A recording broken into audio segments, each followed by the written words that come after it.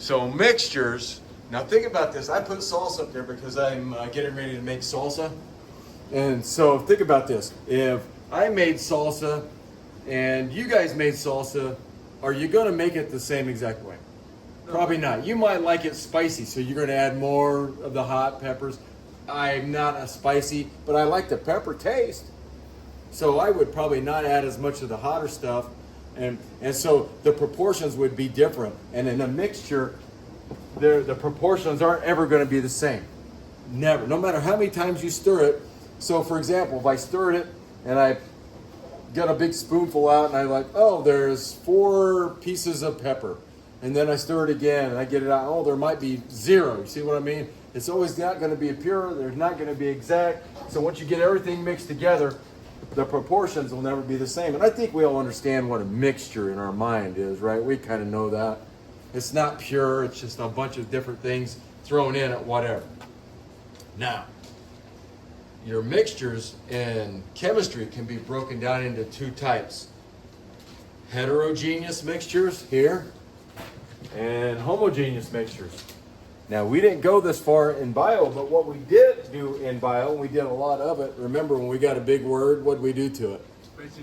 We broke it in half. So heterogeneous, we could break that in half. And if you write it up here, heterogeneous, this means, hetero means different. So that way when you see it, it's not like total Greek to you. And genus means kind. Not like kind, your kind soul. Not that way. It just means a different type. So if hetero means different, homo means what? The same. And so kind of keep that in mind. That's what you're looking at when you get that. So heterogeneous mixtures, homogeneous mixtures. So same kind, different kind. Same kind, different kind. Now, whether you draw these, that's totally up to you. But if you look up here where the heterogeneous mixtures, the parts are going to be noticeably different. And that's one of the ways you tell it apart. If you can look at it and it's noticeably different and it's a mixture, you know it's going to be a heterogeneous mixture. If you look at it and you can't tell all the different parts of it, you're probably looking at a homogeneous mix, like milk. Like if you look at milk, if you could actually blow it up and look at the particles, you could then see it. But if you look at it with your eye, it's going to be hard to tell one part from another. So you got to do a visual inspection. But heterogeneous parts are noticeably different. So I have my little bottle of oil and water that sits right there. Look, you shake it up. No matter what you do, you shake it up, and the parts are always going to be pretty noticeably different. Sand is probably the best. Like if you hold sand, you may or may not be able to see it with your eye, but if you can get a magnifying glass or microscope, dissecting scope, you could see that it's actually made up of lots of different things. There's going to be some lighter ones, darker ones, clear. Some are not going to be clear. And so to me, sand is a really good, probably the better one of a heterogeneous. And milk, though, is definitely the standout here. Okay, any questions on that? All right, so let's look at homogeneous mixtures. We're almost done. We're on the finish it end here. There are going to be 3 types that if I were you, I would know. And they're all based on the size of the particle. All based on the size of the particle. Do you guys remember last year when we did the strawberry DNA extraction? Yes. And you use salt water mixed with soap. And I make a lot of saltwater solutions like crazy. How many of you have been given saltwater solution to gargle when you have a sore throat? Yeah, see, that's that thing. Now, what I've noticed is that when I mix the salt solutions, when I come back the next day, the salt's not laying at the bottom. It stays suspended up into the solution. But when it's called a solution, the particles are small. Because remember, it's all by size. And so it's a homogeneous mixture. Remember, it's kind of hard to see it most times, and it never settles out. Salt water is a good example. Small particles makes a solution. Another one would be sugar water.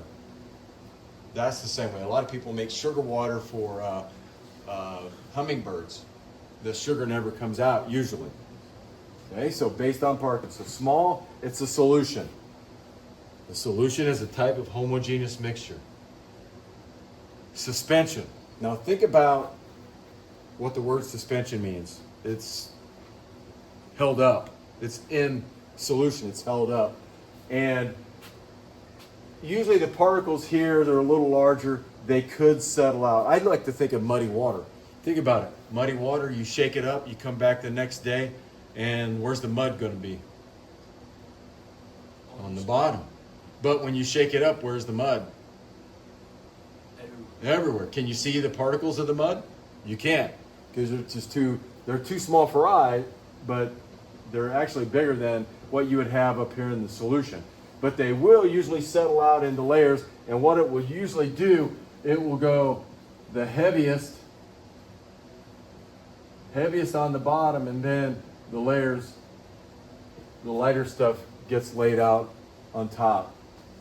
But you can also filter it. They got these cool straws now, they call them life straws, and you can take it with you, and it filters water, so you can drink through the straw. You can drink just about any kind of water you want, no matter how dirty it is.